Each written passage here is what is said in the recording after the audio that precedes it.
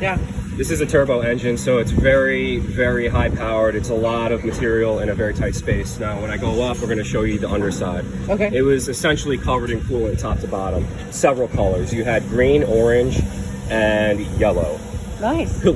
Staining. So what I did is I began breaking down and tearing down components so we could get a better view. We used a camera on a scope. I can show you what that looks like as well. We did our best to isolate where the coolant was coming from, and that was in this back area. Now the turbo goes against that silver shield. Do you see that there? Uh-huh. It fills that space, and it is cooled with coolant. That's what many of these passages are.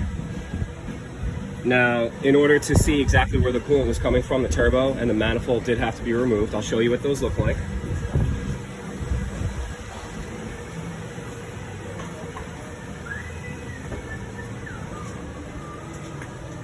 Okay. These are your shields. I'm just going to pull them aside real quick. That is some of the staining that originally, that's what I saw that made me believe, okay, we've got some stuff going on here. Yep. That's what the back side of it looks like. That one goes on top of the engine there. Now, this is what bolts to the back of the engine. And it sits exactly like this. Now, when we got this far and we saw that the coolant was for behind the turbo, we started looking online for various TSBs, and there was information from Mazda regarding a potential cause of this. Now, there are coolant passages that run in and out of these turbo units, as well as in the general vicinity. When we saw it was behind the turbo, we determined that it may be related to the TSB, which is when we stopped and we contacted our ownership, and the store's personal owner was here as well. I spoke directly with him. Now, I'd like to go up and we'll show you the rest. This is just the exhaust. It hangs on the back of this piece here. And according to the TSB, what happens is the bolts that go through here, they're so tight, in fact, that when the engine warms up, it has potential to crack the aluminum. And we're going to show you that next. Okay. I'm going to drop this down. Watch your heads. Sure. You can see some of the staining on the aluminum there as well. All right, we're going up.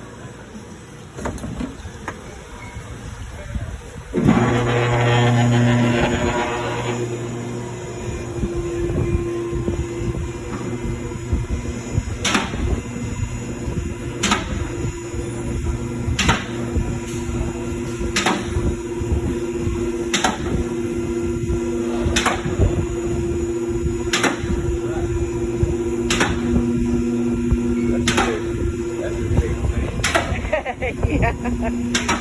Feels pretty good in here, though. If it wasn't for that thing, I don't know if I'd make it. Yeah, agreed.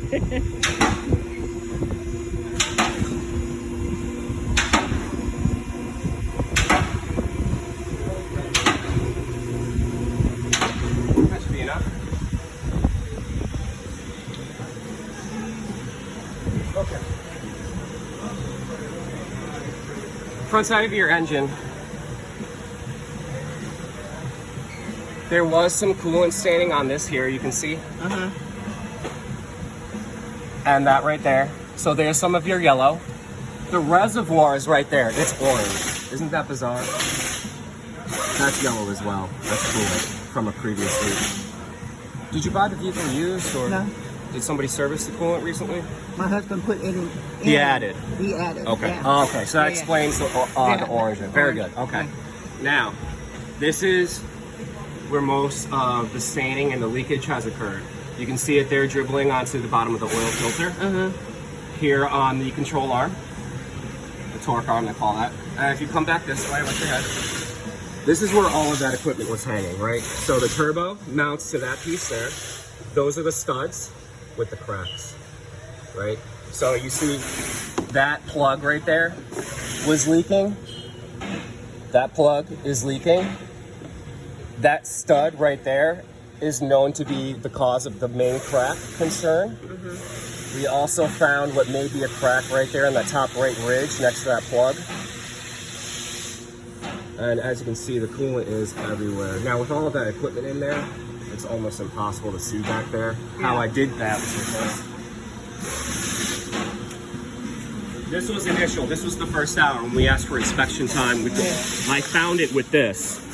And then when we got the time to go ahead with the job, that's when we started pulling everything out so that we can inspect those parts independently. Now, we may have had a miscommunication